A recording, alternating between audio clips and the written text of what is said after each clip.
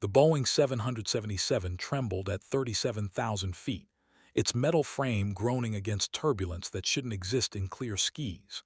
In Seat 8A, Kazimiera Hawk Volkov stirred beneath her cashmere blanket, diamond earrings catching the cabin's dim lighting. The flight attendant had whispered her name with reverence earlier.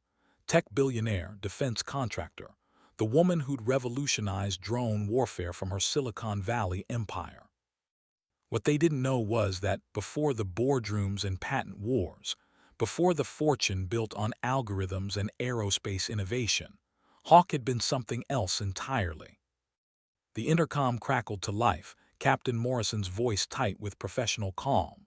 Ladies and gentlemen, we're experiencing some unusual atmospheric conditions. Please remain seated with seatbelts fastened. But Hawk heard what others missed, the tremor beneath his words, the pause before unusual, the way his breath caught on conditions. 20 years of military aviation had trained her ear for fear masked as protocol.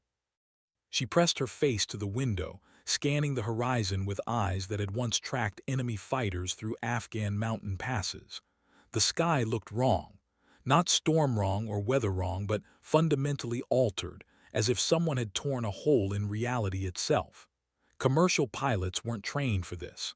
Hell, most military pilots weren't trained for this. Her satellite phone buzzed against her hip, a message from NORAD's emergency frequency, one she hadn't heard from in 8 years. The text made her blood freeze. Unidentified aerial phenomena. Multiple commercial aircraft COMPROMISED. All available combat pilots respond immediately. Hawk closed her eyes, feeling the familiar weight of responsibility settling on her shoulders like an old flight suit. She'd walked away from all this, traded her F-22 Raptor for corner offices and stock options, convinced herself that her war was over. But the sky was calling her back, and the passengers around her, sipping champagne and streaming movies on their tablets, had no idea their lives now depended on a woman they'd only recognized from Forbes magazine covers. The plane shuddered again, harder this time. Through the thin aluminum walls, Hawk could hear something else, a sound like whale song mixed with radio static growing louder with each passing second. She unbuckled her seatbelt and stood, her hand instinctively reaching for controls that weren't there, muscle memory betraying 8 years of forced civilian life. Captain Morrison's voice returned, barely controlled now. Is there a military pilot aboard this aircraft? We need immediate assistance. Hawk smiled grimly. The sky had found her again. The first-class cabin fell silent as passengers absorbed the captain's unprecedented request. Hawk moved through the narrow aisle with practiced efficiency, her business attire, tailored Armani blazer, Italian leather heels, suddenly feeling like a costume she'd worn too long. Flight attendants stepped aside instinctively, recognizing something in her bearing that money couldn't buy, the controlled urgency of someone who'd faced death at Mach 2. She knocked on the cockpit door with 2 sharp raps, military timing, unmistakable authority. This is Colonel Kazimiera Volkov, United States Air Force, retired. I'm coming in. Captain Morrison's relief was audible through the intercom. Copy that, Colonel. Doors opening. Inside the cockpit, chaos masqueraded as professional composure. First Officer Janet Kim's hands trembled on the yoke while Morrison stabbed at radio controls, trying to raise air traffic control. The instrument panel told a story that defied physics, altitude readings fluctuating wildly, GPS signals scrambled, compass spinning like a child's toy. What's our situation? Hawk's voice cut through the tension with surgical precision. Morrison gestured toward the windscreen with a shaky hand. Started 20 minutes ago. Look at that and tell me what you see. Hawk leaned forward and her breath caught. The sky ahead wasn't sky anymore. It rippled like water disturbed by stones, patches of normal blue interrupted by geometric patterns that hurt to look at directly. Through these impossible windows, she glimpsed landscapes that belonged on other worlds, purple mountains under green suns, cities of crystal that sang in frequencies only pilots could hear. "How many aircraft affected?" she asked, her training overriding wonder. 7 confirmed commercial flights, maybe more. 2 military transports went dark over Colorado. NORAD's calling it an atmospheric anomaly, but their F-16s are reporting total instrument failure when they get close. Morrison's voice cracked. "Colonel, I've been flying for 30 years, and I've never seen anything like this." Kim spoke without taking her eyes off the instruments. "The patterns are expanding. Whatever's happening, it's getting bigger." Hawk studied the impossible vista before them, her mind shifting into combat mode. She'd flown through sandstorms that could shred metal, navigated by stars when every electronic system failed, landed damaged aircraft on carriers pitching in 30-foot swells. But this was different. This was the sky itself declaring war. Her fingers found the radio headset Morrison offered, settling it over her ears with the familiarity of an old prayer. "This is Hawk," she announced on the emergency frequency, using her call sign for the first time in 8 years. "I'm aboard United 847, requesting immediate tactical assessment." The response came in fragmented bursts through atmospheric interference, but she caught the essentials. Worldwide phenomenon, all military aircraft grounded except for volunteers, civilian aviation paralyzed.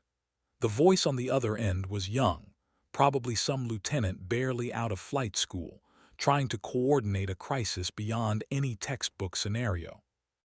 "Hawk, this is NORAD control. We show your aircraft entering the primary anomaly zone. All previous attempts at close approach have resulted in total system failure." "Copy that, control." Hawk's voice carried the steady confidence of someone who danced with death and lived to tell about it. "Request permission to assume flight control." Morrison didn't hesitate. "Aircraft is yours, Colonel." As her hands closed around the yoke for the first time in 8 years, Hawk felt the Boeing 777 respond to her touch like a living thing. The commercial airliner was massive compared to her beloved F-22, clumsy and laden with the weight of 273 souls who trusted her to bring them home.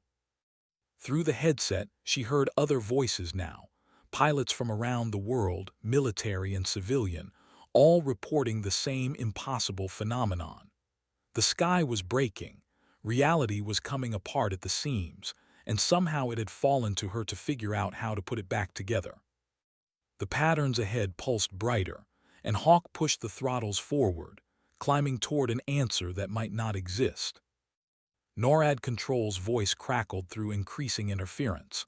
"Hawk, you're approaching the boundary layer. Recommend immediate course change to heading 270. The lieutenant's composure was admirable, but Hawk heard the fear beneath his professional calm.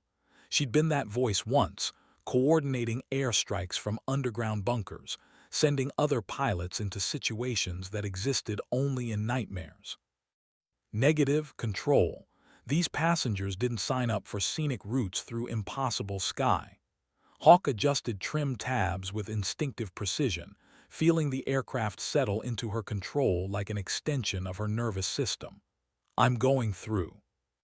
Morrison gripped his armrests as the patterns grew larger, more complex. The geometric distortions reminded him of stained glass windows, if stained glass could exist in 4 dimensions and sing in frequencies that made his teeth ache. "Colonel, the other flights that tried were flown by pilots trained for normal sky." Hawk's interruption carried no arrogance, only fact. "I learned to fly in places where normal didn't exist."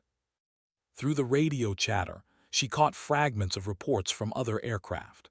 Engine failures over the Atlantic, complete electrical shutdown above the Pacific. One transport plane that had simply vanished from radar near the Arctic Circle. Each failure point marked another boundary in whatever was transforming Earth's atmosphere into something alien.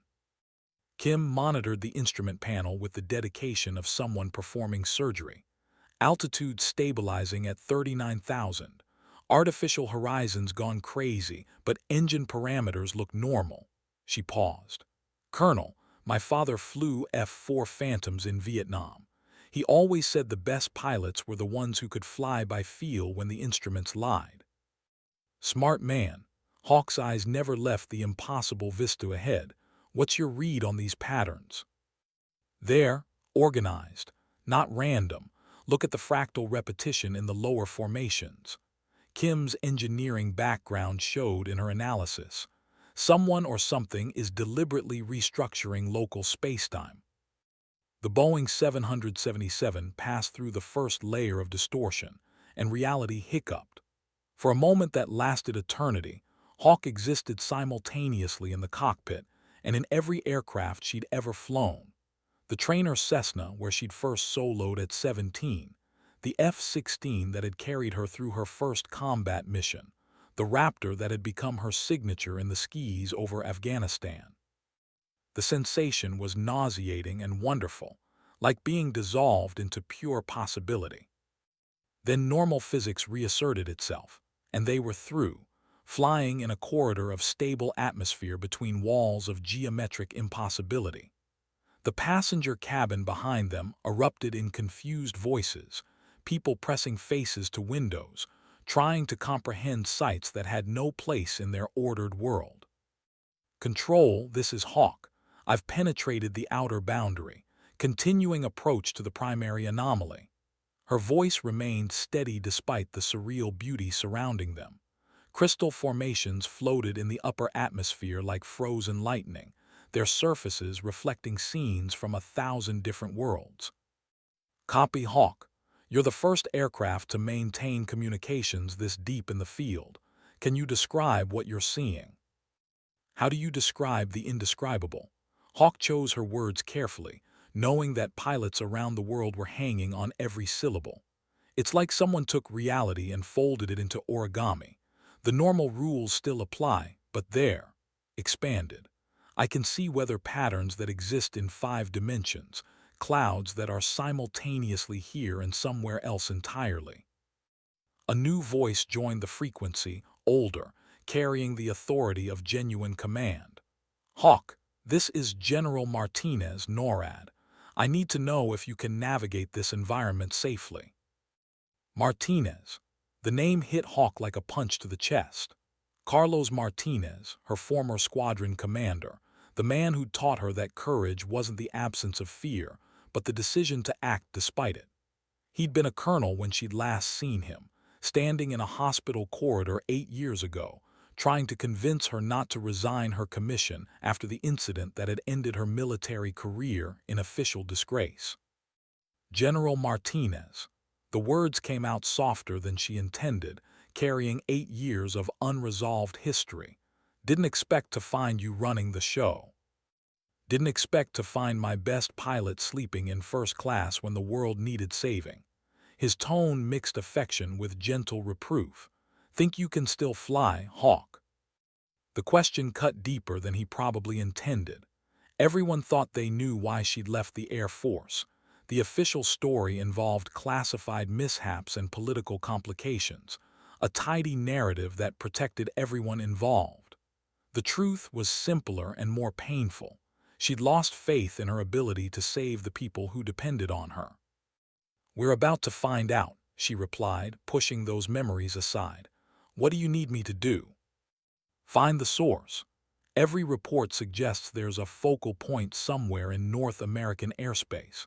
Something or someone is orchestrating this transformation, and standard military assets can't get close enough to identify it.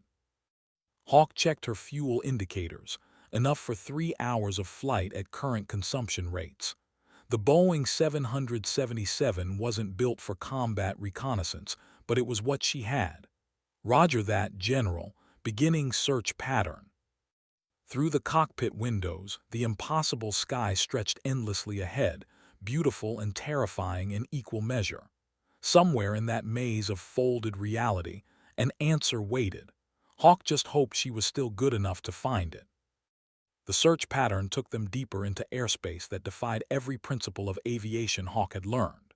She flew by instinct now, following thermal currents that existed in multiple dimensions simultaneously, and avoiding formations of crystalline structures that sang warnings in languages older than human speech.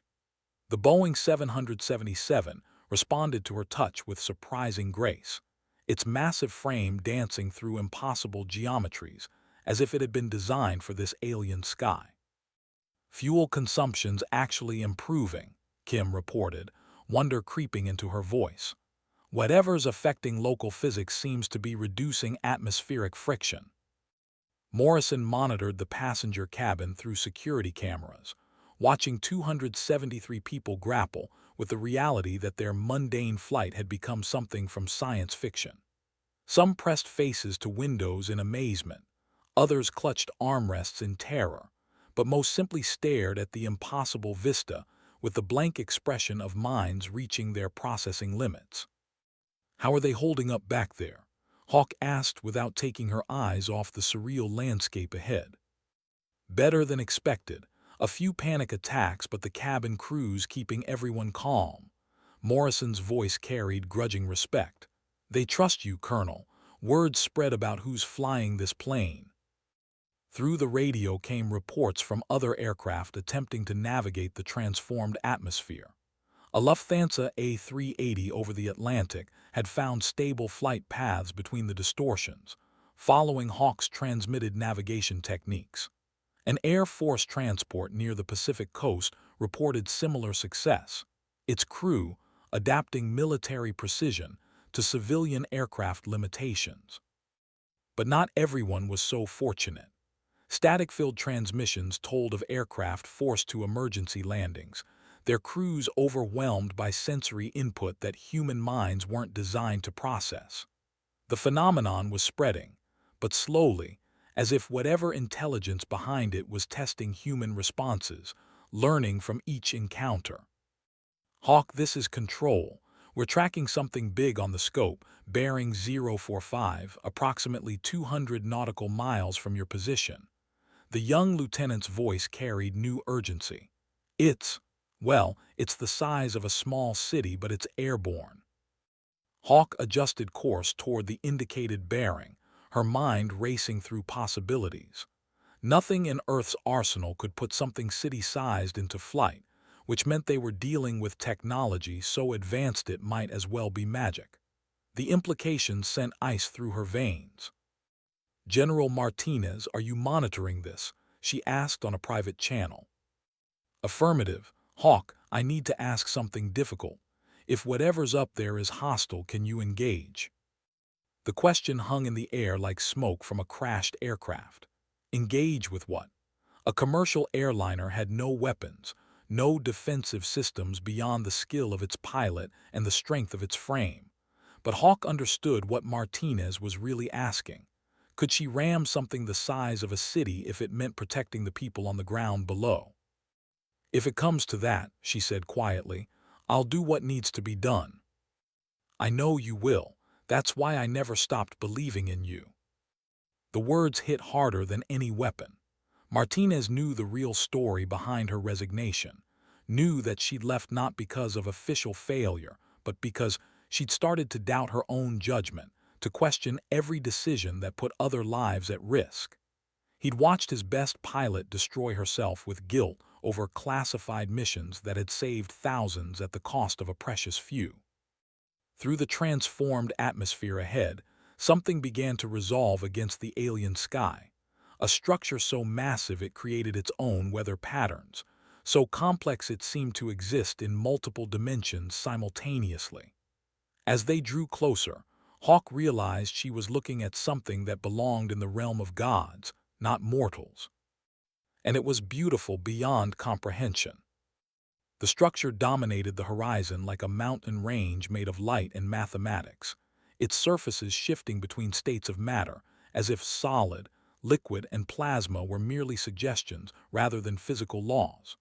Hawk had seen the aurora borealis from 40,000 feet, watched the sun rise over Earth's curve from the edge of space, but this transcended every definition of beauty she'd ever known.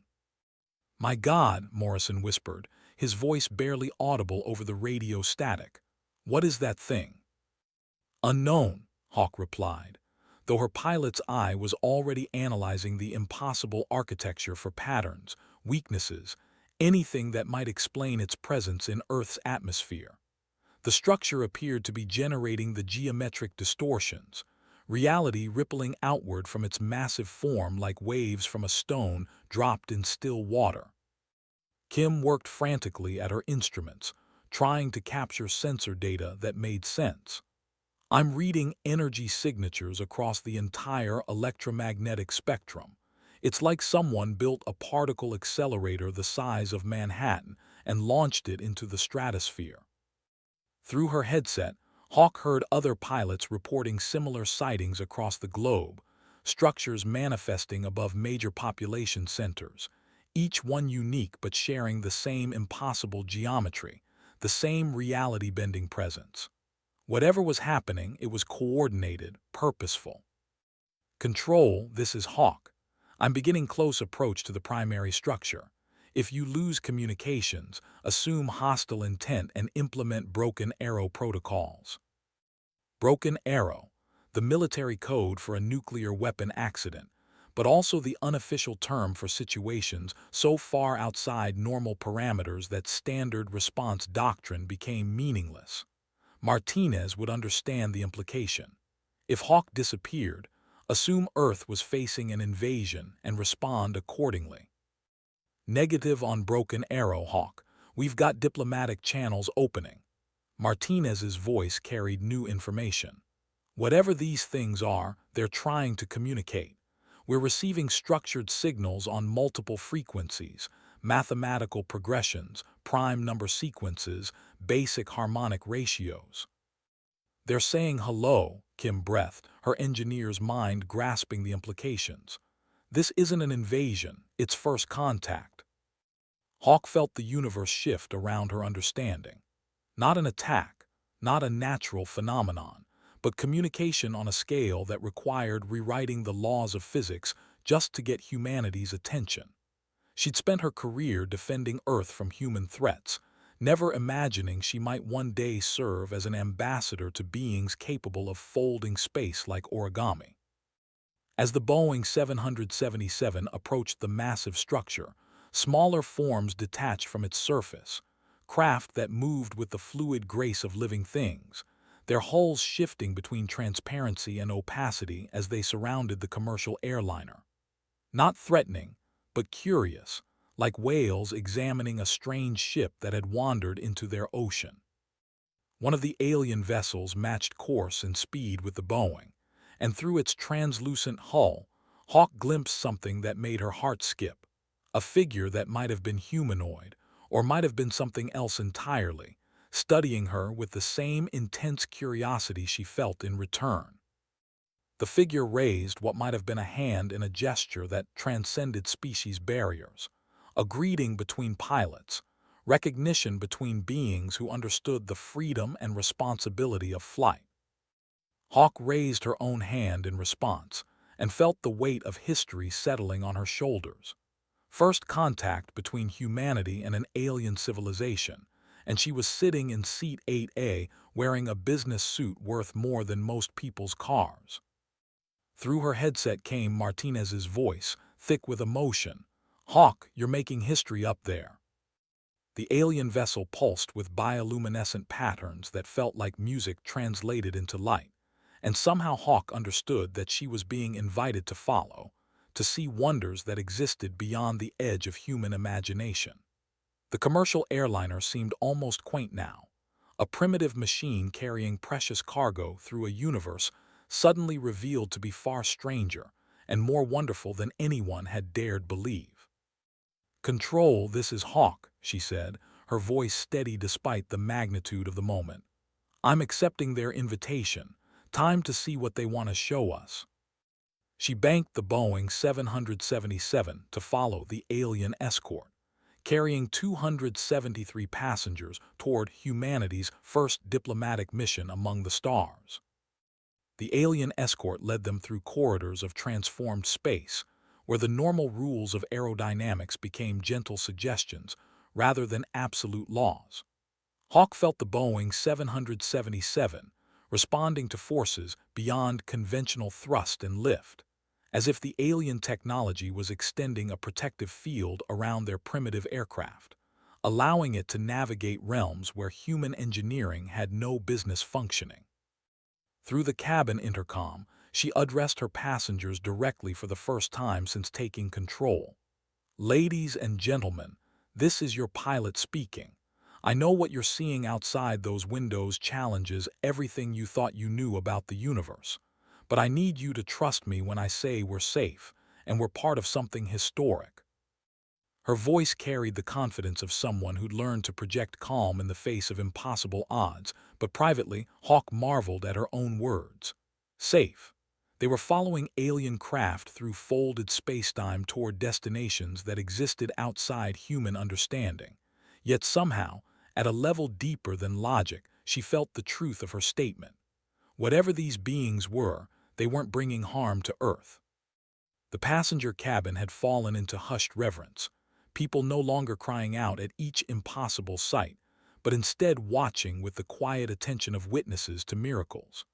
Flight attendants moved among them offering water and reassurance, but their own eyes kept drifting to the windows where alien craft danced through the impossible sky like silver dolphins in an ocean of light.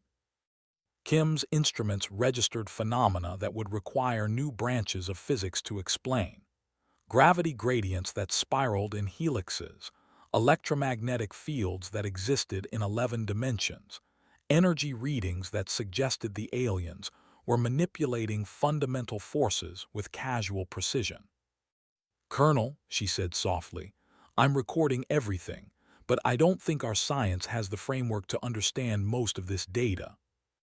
"That's okay," Hawk replied, following the escort through what appeared to be a tunnel made of crystallized music. "We'll catch up. Humans are good at that." Through her headset came increasingly urgent communications from ground control stations worldwide. Military commands were scrambling fighter squadrons that couldn't get within 50 miles of the alien structures. Civilian aviation authorities were grounding all flights, stranding millions of travelers as airports shut down rather than risk sending aircraft into transformed airspace. But scattered reports suggested other pilots were attempting what Hawk had achieved, commercial and military aviators pushing through the distortion fields, following her navigation techniques to establish contact with the alien visitors.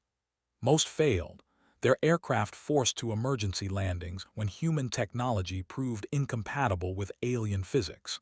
But a few succeeded, their voices joining the growing chorus of first contact. "This is Captain Sarah Chen, Air Canada Flight 447. We've made contact with the entities above Toronto. They're beautiful." Royal Air Force Flight 203 reporting successful approach to the London structure. "These beings aren't invaders, they're teachers." Lufthansa 8901 approaching the Frankfurt anomaly. "Main Gott, they're showing us star maps, navigation routes to worlds we never dreamed existed." Each report added pieces to an emerging picture. The aliens weren't conquering Earth but revealing it, showing humanity its place in a universe far more vast and interconnected than anyone had imagined. The structures above major cities weren't weapons but classrooms, designed to prepare the human species for graduation from a single-planet civilization. General Martinez's voice cut through the international chatter. "Hawk, you're our primary contact. The UN Security Council is convening an emergency session, and they want first-hand intelligence on alien intentions." "Tell them the intentions seem friendly," Hawk replied, watching alien craft perform maneuvers that bent space around their hulls. "But General, I think we need to adjust our perspective. We're not meeting equals here. These beings are to us what we are to insects, and they're trying very hard to be patient with our limitations." The escort vessels began to slow, and ahead, Hawk saw their destination, a structure that existed partially in normal space and partially in dimensions her eyes couldn't quite process. It was smaller than the massive constructs hovering over cities, but no less wondrous, a kind of embassy or meeting hall, designed for encounters between species separated by millions of years of evolution. Morrison gripped his armrests as the Boeing 777 was guided into what appeared to be a docking bay made of crystallized starlight. "Colonel, I've got to ask, what makes you think we can trust them?" Hawk smiled, remembering something her instructor had told her during flight training decades ago. The sky reveals truth to those brave enough to seek it at altitude.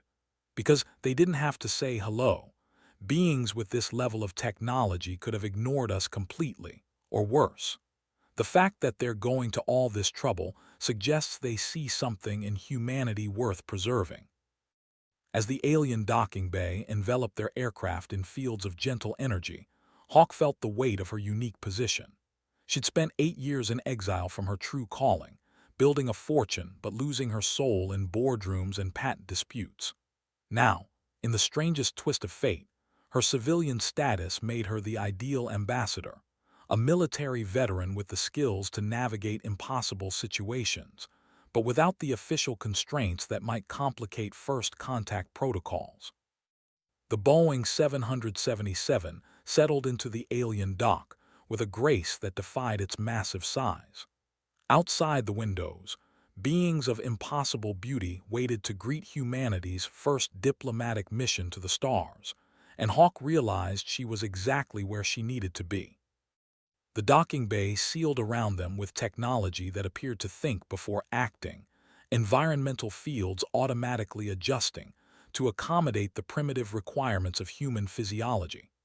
Through the cockpit windows, Hawk watched alien beings approach the Boeing 777 with movements that seemed choreographed by mathematics rather than mere biology, fluid, purposeful, beautiful in their precision. "Atmospheric readings are impossible," Kim reported, studying her instruments with the fascination of an engineer encountering principles beyond her textbooks. "They've created a perfect life support environment around our aircraft. Pressure, temperature, oxygen levels, everything calibrated for human comfort." Morrison stared through the windscreen at beings whose forms shifted between states of matter, as if solidity was simply another fashion choice.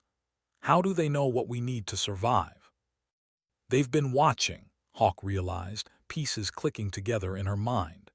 "These aren't first contact scenarios, they're final exams. They've been observing human development for decades, maybe longer, waiting for us to reach some kind of threshold." Through her headset came reports from the other aircraft that had managed to establish contact. Each pilot described similar encounters, alien beings who seemed to know exactly how to interface with human technology and psychology, suggesting surveillance and preparation spanning years or even generations. General Martinez's voice carried new urgency. "Hawk, we're receiving structured transmissions on all frequencies. Mathematical proofs, engineering specifications, what appears to be medical data. It's like they're downloading human civilization's homework and grading our papers in real time." One of the alien beings approached the cockpit directly, its form resolving into something roughly humanoid but composed of what appeared to be living starlight. As it drew closer, Hawk felt a presence in her mind, not invasive, but gentle, like someone carefully knocking on a door rather than breaking it down. "Fear not, Skywalker, your species shows promise." The voice came from everywhere and nowhere, conveying meaning beyond words. Hawk realized she was experiencing true telepathic communication, her consciousness briefly touching something vast and ancient and unutterably kind. "You seek the path between worlds, we offer guidance."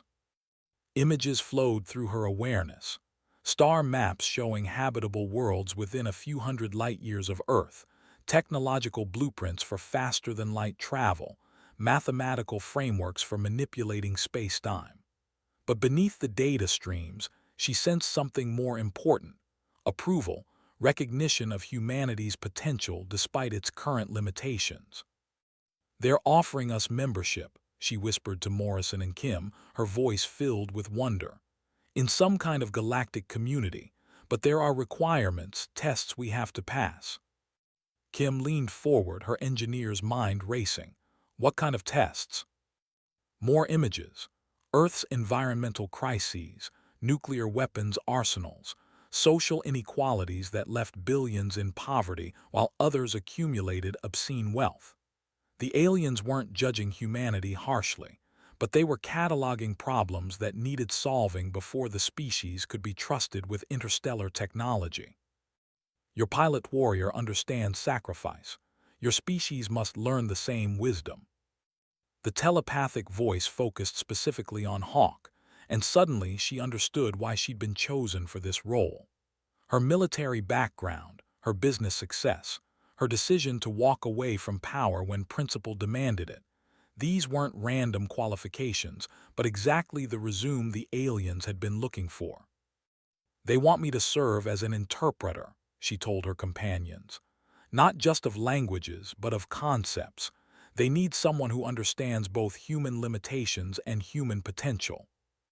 Through the cockpit windows, more alien beings approached, each one unique in form but unified in purpose. Some appeared to be composed of crystallized mathematics, others of living music, a few that seemed to exist as pure geometric concepts that happened to cast shadows in three-dimensional space. Time grows short. Your species approaches a decision point. New images, other worlds that had reached similar developmental thresholds. Some had passed the tests and joined the galactic community, their civilizations flourishing among the stars. Others had failed, consumed by their own contradictions and left to develop in isolation until they could mature beyond their destructive impulses. Hawk felt the weight of every human life pressing down on her shoulders. In her fighter pilot days, she'd been responsible for her wingman, her squadron, occasionally entire battle groups. But this was different. This was the future of her entire species hanging in the balance, and somehow she'd become the person responsible for making sure humanity chose correctly. "General Martinez," she said into her headset, "you need to know what we're dealing with here. This isn't just first contact. It's a job interview for membership in something bigger than we ever imagined." Through the transformed atmosphere above Earth's major cities, the alien structures began to pulse with new patterns, broadcasting humanity's entrance exam to a world that was about to discover it, had been living in a much smaller universe than anyone had dared believe. The telepathic exchange deepened as Hawk opened her mind to concepts that existed at the intersection of science and philosophy. The aliens, who called themselves something that translated roughly as cultivators of possibility, shared their perspective on galactic civilization, with the patience of teachers addressing particularly promising students. Your species stands at the threshold between planetary and stellar consciousness, the primary entity communicated, its form shifting through configurations that would have been impossible in normal space-time. Many worlds reach this point. Few choose wisely. Kim worked frantically to record every detail her instruments could capture, knowing that human science would need decades to process the implications of what they were witnessing. "Colonel, they're not just showing us technology. They're demonstrating principles of reality we don't have frameworks to understand."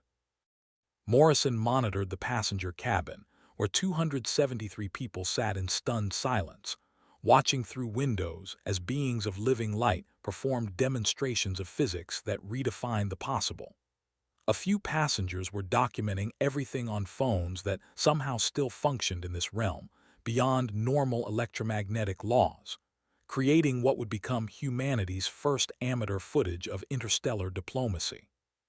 Through her headset, Hawk heard reports from around the globe as similar encounters played out above major population centers. Each alien structure was conducting its own version of the same evaluation, testing different aspects of human civilization while maintaining telepathic coordination that spanned continents instantly. Your military leaders possess wisdom born of responsibility. Your scientists demonstrate curiosity tempered by ethics. Your artists create beauty that transcends species barriers. The aliens' assessment carried genuine admiration. But your economic systems generate suffering unnecessarily. Your political structures divide rather than unite. These imbalances must be addressed before advancement becomes possible. Hawk felt the alien's attention focusing on her specifically, probing memories she'd tried to forget, classified mission where she'd been forced to choose between bad options and worse ones, moments when her decisions had saved thousands by sacrificing dozens, the accumulated weight of moral compromises that had eventually driven her from military service. You carry the burden of difficult choices. This qualifies you to understand what your species must now decide. New images flowed through her consciousness, humanity's possible futures spreading out like branches of a vast tree. In some timelines, Earth became a garden world where technology served compassion, its people exploring the galaxy with wisdom earned through hard experience. In others, the species consumed itself in conflicts over increasingly scarce resources, never achieving the unity necessary for interstellar civilization. "They're showing me our options," Hawk reported to Martinez. "But General, the choice isn't just ours. Every species that reaches this point gets the same opportunity, but there are prerequisites. Demonstrate unity, eliminate poverty, abandon warfare as a method of resource distribution, achieve harmony between technology and nature. These are not suggestions, they are requirements for membership in the community of worlds." The alien's ultimatum was gentle but absolute. Humanity had perhaps a generation to prove it could govern itself responsibly before being allowed to govern other worlds. The testing period would be closely monitored, with alien observers ready to provide guidance but not interference. The choices had to be genuinely human. Kim looked up from her instruments with awe and terror in equal measure. "They're offering us the stars, but only if we can prove we won't use them to spread our problems across the galaxy." Through the transformed sky above Earth, the alien structures began broadcasting humanity's assignment to every television, radio, and internet connection on the planet. Not in words, but in mathematical concepts and emotional harmonies that transcended language barriers, ensuring every human consciousness would understand the magnitude of the moment regardless of education or cultural background. Hawk felt herself becoming a conduit for that broadcast. Her mind temporarily expanded to encompass the entire species' potential. For a moment that lasted forever, she was simultaneously the fighter pilot who'd learned to kill with precision, the billionaire who'd learned to create with vision, and the ambassador who was learning to hope with courage. The choice approaches. Choose wisely, Skywalker. Your species shows great promise, but promise unfulfilled becomes tragedy repeated across the cosmos. The alien presence began to withdraw from her mind, leaving behind knowledge that would take her lifetime to fully process. But the essential message remained crystal clear.